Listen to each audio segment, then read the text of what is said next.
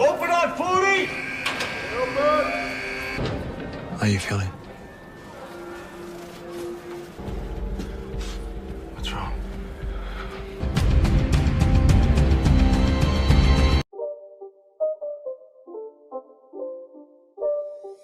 It's not a game, it's a rich thing. Halo guys, masih bersama saya Stephen di channel ProView. Kali ini kita akan melanjutkan kembali alur cerita film dari Prison Break dan sekarang kita masuk ke season 1 episode yang ke-15 dan 16. Untuk itu sebelum masuk ke ceritanya, seperti biasa siapkan apa? Ya tentunya Kopay dan Udbray untuk menemani kalian dalam menonton alur cerita film ini. Dan sekarang kita masuk ke filmnya.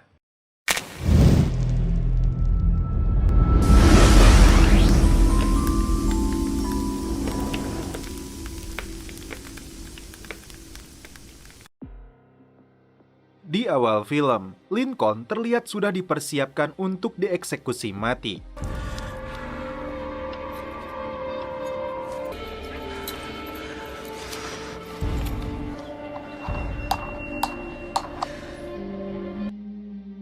Tirai pun dibuka. Michael dan Veronica terpaksa harus menerima kenyataan pahit ini.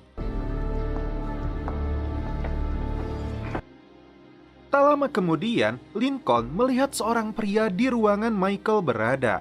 Di sini Lincoln seperti mengenalinya. Michael yang satu ruangan dengan orang itu tidak bisa mendengar Lincoln. Namun ketika waktunya eksekusi, telepon berbunyi. Dan seketika tirai pun ditutup kembali. What's happening? Ternyata Lincoln tidak jadi dieksekusi. Karena Hakim Kessler menelepon telah menemukan barang bukti baru dan alhasil eksekusinya ditunda. Ketika Veronica keluar, Lincoln mengatakan dia melihat ada ayah di ruangan itu.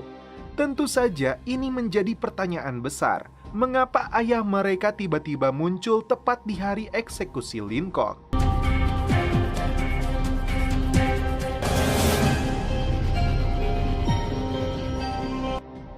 Michael di sini tidak mempercayainya karena di dalam sana hanya terdapat Michael, Veronica, dan beberapa reporter.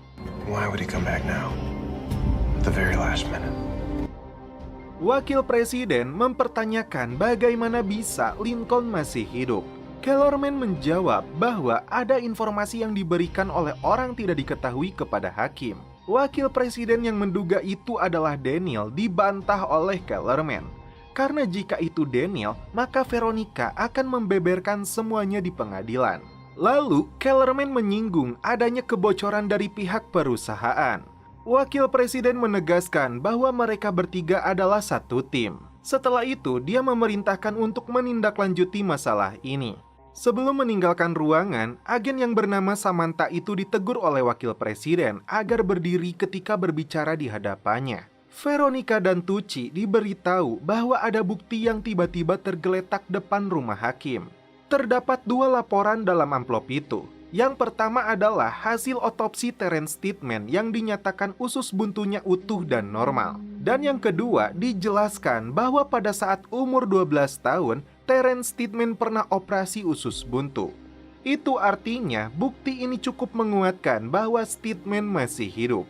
Maka dari itu, hakim akan menunda eksekusinya selama 2 pekan. Selain itu, dalam masa penundaan akan dilakukan penggalian makam Steadman.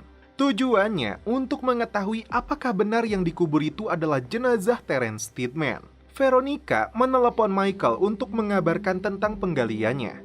Jika jenazah itu bukan Steadman, maka Lincoln bebas. Jika itu benar jasadnya, maka mereka akan kembali ke permulaan. Sucre bertanya bagaimana kalau itu benar jasa Steadman. Michael berkata dia tidak akan tinggal diam dan akan kembali menjalankan rencana pelarian. Lalu Pop menemui Lincoln untuk memberitahu bahwa jenazah Steadman akan digali. Setelah itu, Lincoln menanyakan tentang sosok pria yang hadir di ruang eksekusi. Pop berkata hanya ada adiknya, Veronica, dan 3 reporter. Dan salah satu reporter itu bernama William Prahl. Kembali ke Michael yang sedang melihat tatonya untuk melihat jalur pelarian yang lain. Sucre teringat dengan jalur Route 66, yaitu jalur pipa. Apakah mungkin ada jalan lain? Musim berganti salju, petugas IP bertugas membersihkan tumpukan es di lapang. Michael menjelaskan bahwa mereka masih akan kabur lewat rumah sakit dan ruang penjaga, hanya saja berbeda caranya. Lalu dia melihat di ujung sana ada gedung bangsal kejiwaan. Gedung itu adalah satu-satunya yang mempunyai garis sama dengan rumah sakit. Jadi rencananya mereka akan masuk lewat ruang penjaga, lalu nantinya di sepanjang pipa ada lubang yang membawanya ke separuh jalan. Dan separuh lagi akan dilakukan secara ekstrim, yaitu di atas tanah. Ketika Charles mempertanyakan lubangnya, secara tidak sadar mereka berada di atasnya. Oh, hell no. Miles di sini meremehkan rencana Michael, karena setiap sudut ada menara yang mengawasi lapangan. Wah, kayaknya bakal seru nih jalur pelarian sekarang. Lanjut. Di selnya, Michael berkata pada Sucre akan masuk malam ini. Dia akan pergi ke bangsal kejiwaan untuk mengecek jalur pipanya, apakah bisa dilewati atau tidak. Namun yang menjadi pertanyaan, bagaimana caranya untuk pergi ke sana, sedangkan menara pengawas beroperasi 24 jam. Sucre memang selalu punya ide cemerlang. Dia akan memanfaatkan seseorang yang ditugaskan di laundry. Di hadapan publik, wakil presiden mengungkapkan kekecewaannya kepada Hakim Kessler karena dilakukannya penggalian ulang. Setelah petinya berhasil diangkat, Veronica dan Nick merasa ada kejanggalan. Kembali ke Sucre, dia menemui sekaligus meminta bantuan seorang pria yang ternyata adalah sepupunya. Awalnya, sepupunya itu menolak, namun setelah mengancam akan membuka aibnya, dia pun tidak bisa apa-apa. Alhasil, sepupunya itu datang ke sel dan memberikan apa yang dibutuhkan oleh Sucre. Berpindah ke Lincoln yang mengenang masa-masa bersama ayahnya. Ayahnya mengatakan untuk perhatikan pria nomor punggung 11. Kembali ke ruang penjaga, tim kembali akan melakukan aksinya. Namun sebelum dimulai, Bellic keburu datang. Sialnya, Miles menemukan lubang di dinding dan itu adalah kerikil galian. Karena Bellic keburu datang, Miles menutupinya dengan satu kaki. Di sini, Bellic menyuruh Miles untuk bekerja. Demi menutupi lubangnya, Charles pura-pura memarahi Miles agar segera bekerja. You want to clean toilets? Be my guest. Mereka pun akhirnya selamat.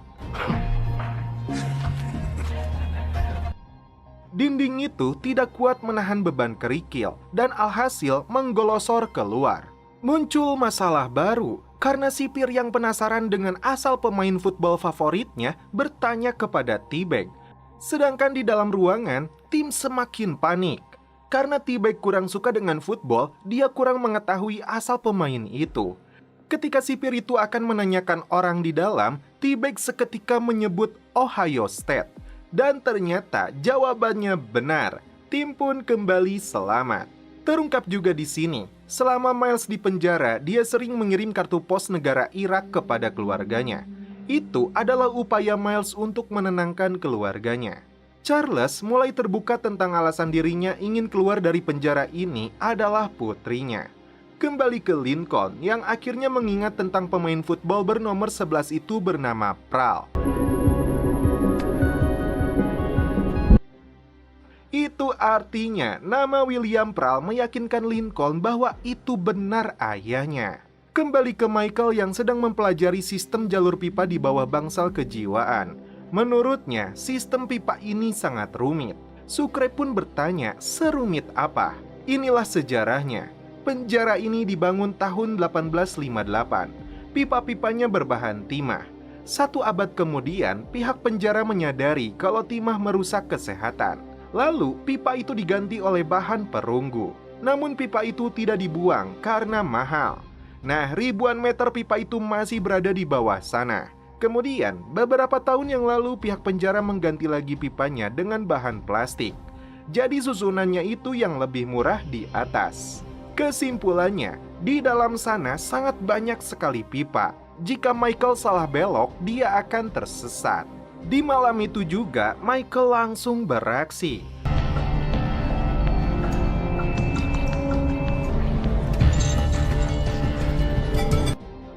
Sebelum naik ke atas, dia membuka paket yang diberikan oleh sepupu Sucre.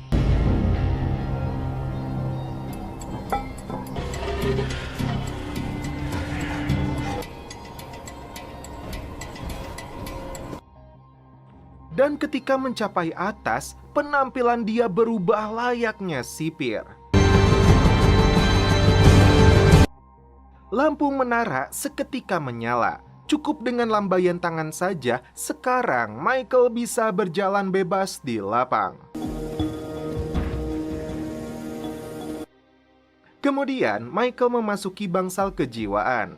Di dalamnya terdapat seseorang yang menyambut Michael karena tidak percaya kalau sipir mau masuk ke bangsal kejiwaan. Michael beralasan kalau dia ingin numpang ke toilet.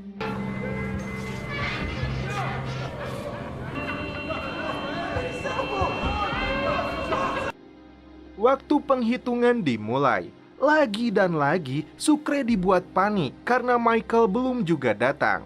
Kembali ke Michael yang memasuki ruang bawah.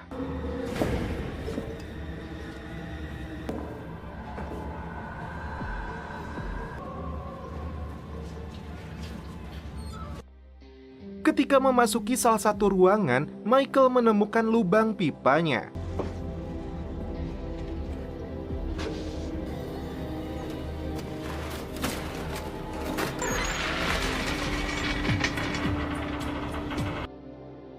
Namun ketika dia keluar, penjaga bangsal memergokinya. Berpindah ke Veronica dan Nick yang sedang memeriksa jenazahnya. Menurut dokter, dilihat dari jenazahnya sudah tidak jelas dan agar akurat mereka harus melihat cetakan giginya. Dan hasilnya ternyata sangat cocok. Itu artinya jasad itu adalah Terence Steadman. Kok bisa? Ternyata saat mereka keluar wakil presiden berada di sana. Dia berpura-pura sedih agar terlihat jadi wanita paling tersakiti sealam barjah. Michael kembali memasuki lubang di lapang untuk kembali ke sel. Sucre sudah tidak bisa diam karena takut ketahuan. Sialnya, ketika di lorong, seorang sipir menghambat Michael. Terlebih dari itu, ini yang dialami Michael.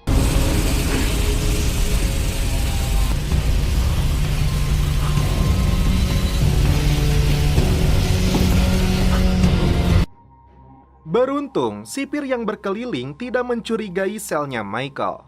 Setelah itu, Michael pun tiba dengan luka bakar di punggungnya. Sucre pun disuruh untuk melepaskan bajunya.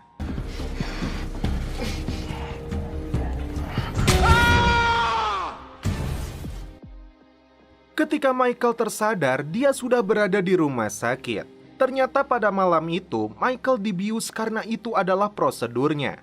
Sucre pelanga-pelongo karena dituduh sebagai pelaku pembakaran punggung Michael. Dia mencoba membela dirinya, akan tetapi jika jujur pun salah. Udahlah, ikhlasin aja anjing Sucre karunya. I told you I didn't burn him. I found him like that. My ass. Sarah mencoba bertanya siapa yang melakukannya. Namun, Michael tidak mau menjawabnya. I'll be sent back to your cell. Sepupu Sucre ketakutan karena baju sipir yang dia pinjamkan berlubang. Kebetulan juga pada saat itu petugas pemilik bajunya pun datang. Namun dia hanya memarahinya sebentar dan pergi. Veronica datang mengunjungi Lincoln. Di sini Lincoln bercerita ayahnya terlihat di ruang eksekusi. Namun Veronica tidak langsung percaya. Dia menganggapnya hanya sebatas mimpi. Dengan tegas, Lincoln berkata, "Aku sangat yakin dengan apa yang aku lihat." Kellerman dan Samantha menyelidiki CCTV area rumah hakim. Ketika seorang pria menyimpan amplop bukti tersebut, Samantha langsung mengenali wajah orangnya. I know that guy. Siapakah dia? Sarah yang tidak mengetahui apa-apa tentang rencana Michael, dia menemukan potongan kain sisa dari luka Michael. Dia menduga itu adalah seragam penjaga, jadi terfikirkan juga kalau pelakunya adalah penjaga. Michael akhirnya kembali ke sel.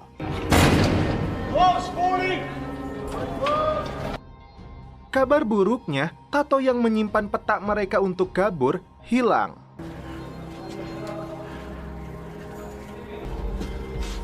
What's wrong? Lalu, apakah Michael bisa mengingat peta yang hilang itu?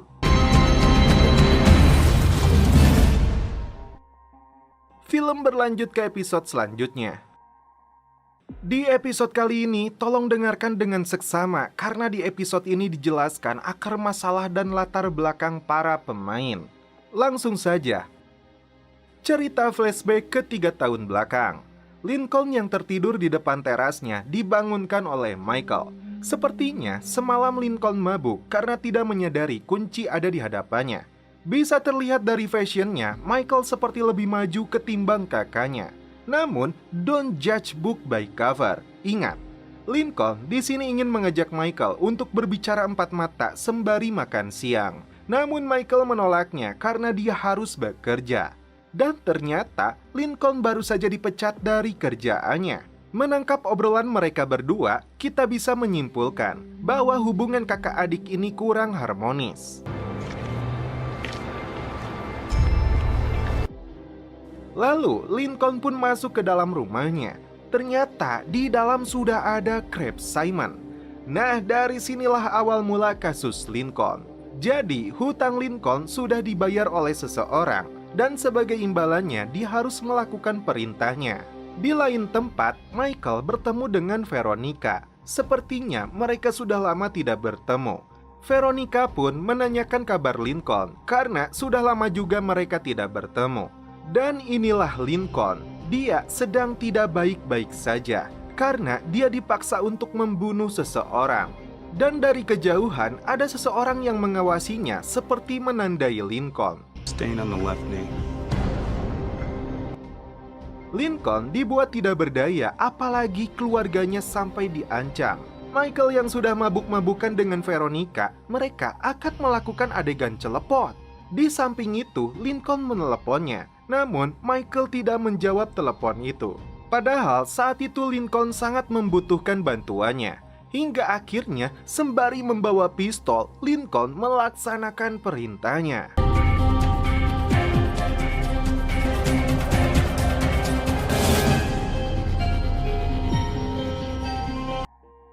Selesai merokok, dia pun berjalan menuju targetnya. Namun yang terjadi, di dalam mobil itu, seseorang ditemukan sudah bersimbah darah. Lincoln pun langsung pergi tidak kembali lagi. Kan cerita di episode sebelumnya, rekaman memperlihatkan bahwa Lincoln menembak Steadman dan kembali lagi. Faktanya, itu semua dalam pengawasan Kellerman dan Daniel. Lincoln sangat panik dan di tengah jalan dia menabrak Sucre. Kita juga dapat melihat Hector ternyata adalah teman Sucre. Sepupu Sucre juga ada di sana. Merasa dirinya ganteng, Sucre menatap tajam ke arah Mary Cruz. Kalau dilihat-lihat manis juga si Mary Cruz. Aduh. Lanjut. Si Hector yang sama-sama terpesona mulai kebakaran jenggot walaupun gak ada jenggotnya. Sekarang beralih ke masa lalu Sarah yang dimana cantiknya sampai sekarang. Di dalam ruangan dia menyuntikkan morfin ke dirinya sendiri. Menurut Mbah Google, morfin adalah jenis obat yang masuk ke dalam golongan analgesik opium atau narkotik. Obat ini digunakan untuk mengatasi rasa sakit yang terbilang parah dan berkepanjangan atau kronis.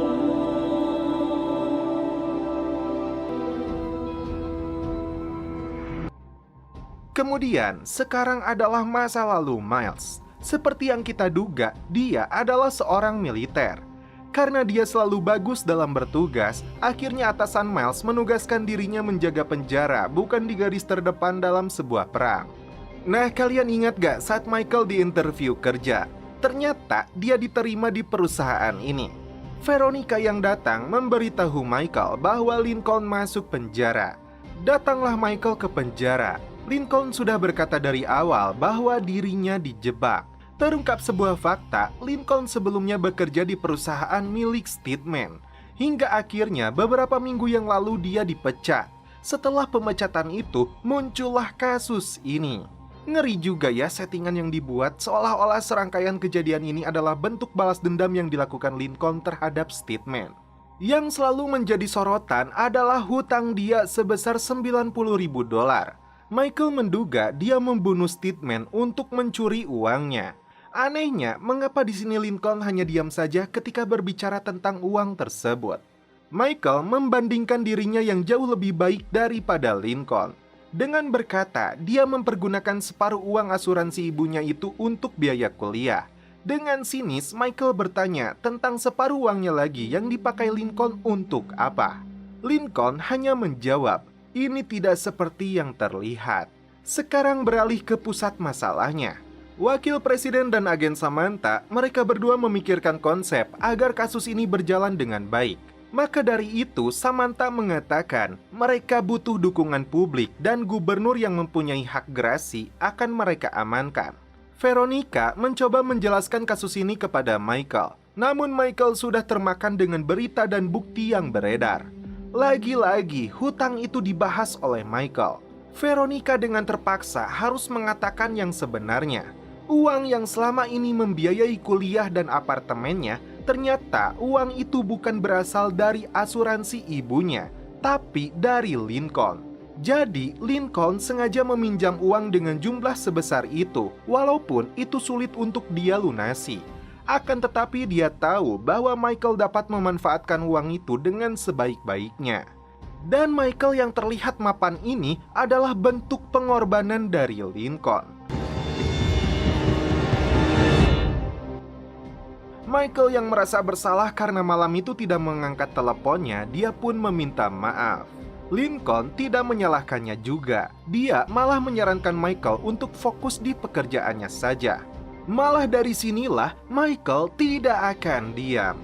Nah, sekarang rekaman itu yang jelas-jelas diedit oleh orang suruhan Kellerman. Perfect. Sucre terus bercerita tentang Mary Cruz pada teman dan sepupunya. Hector yang cemburu, dia sangat sinis kepada Sucre. Maka dari itu, Sucre membuktikannya dengan merampok. Actually, this is all I need.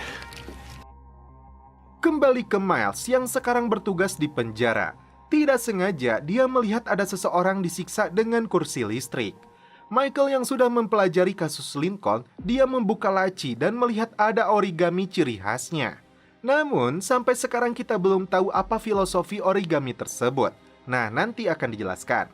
Berpindah ke Sarah yang berjalan oleng bersama seorang pria. Yang membuat saya emosi, dia celepot dengan pemeran pria itu padahal Michael aja belum. Tak lama kemudian, terjadilah kecelakaan. Sarah menghampirinya, namun entah apa yang terjadi, seketika penglihatannya samar dan pendengarannya tidak jelas. Tidak jadi menolong, dia malah ditarik oleh pria itu.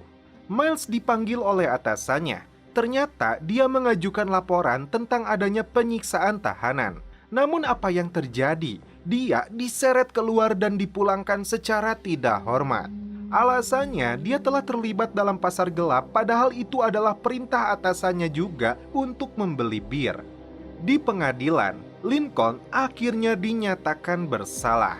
Ternyata, Veronica dan Lincoln sudah bersama dari mereka bocil. Michael hanya bisa meminta maaf dan merasakan penyesalan. Miles yang kembali, dia dijemput oleh adik iparnya. Dan untuk menyambung hidup, dia akan mencari kerja.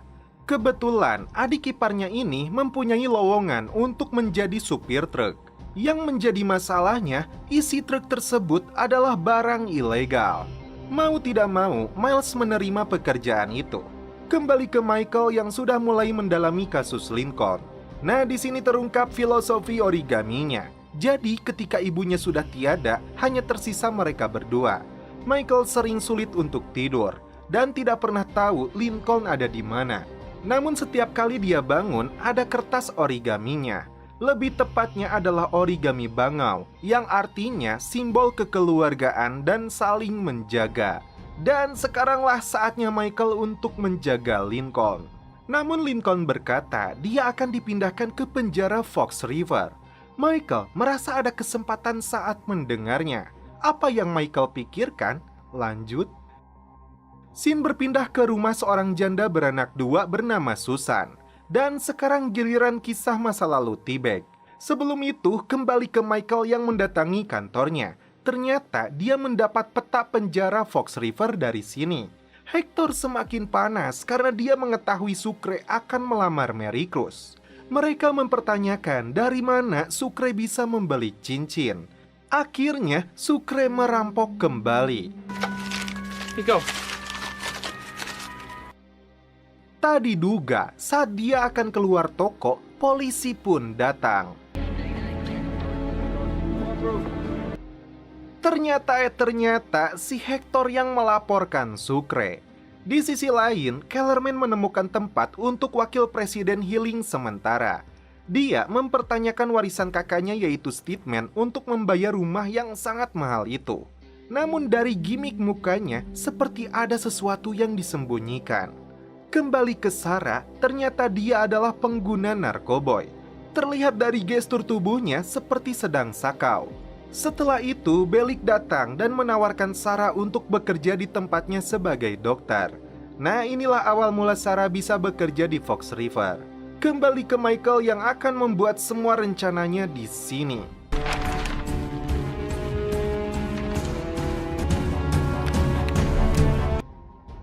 Miles yang akan mengirimkan barang ilegal, tiba-tiba di pertengahan jalan dia ditahan polisi. Berbeda dengan T-Bag yang kita kenal di penjara, di sini dia sangat ramah dan kebapak-bapaan. Namun tak berselang lama, wanita yang saat ini dekat dengan T-Bag terkejut karena dia adalah penjahat yang sedang dicari polisi.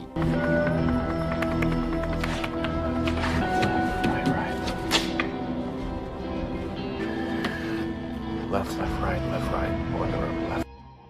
Di sini Michael frustasi karena tidak bisa menghafal tata letak dan setiap detail bangunan Fox River. Hampir saja putus asa, namun terdengar suara bel berbunyi. Michael secara kebetulan melihat wanita ini yang penuh tato. Nah, dari sinilah terciptanya ide untuk menjadikan semua perencanaan dalam rangkaian gambar. Miles yang baru saja tiba di rumahnya, dia terpaksa berbohong akan dikirim untuk bertugas kembali. Padahal faktanya dia akan dipenjara.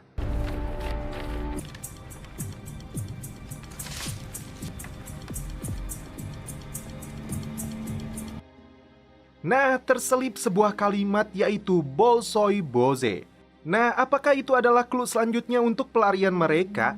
Lanjut. Terlihat juga beberapa potongan berita terkait dengan orang-orang yang dimanfaatkan di penjara.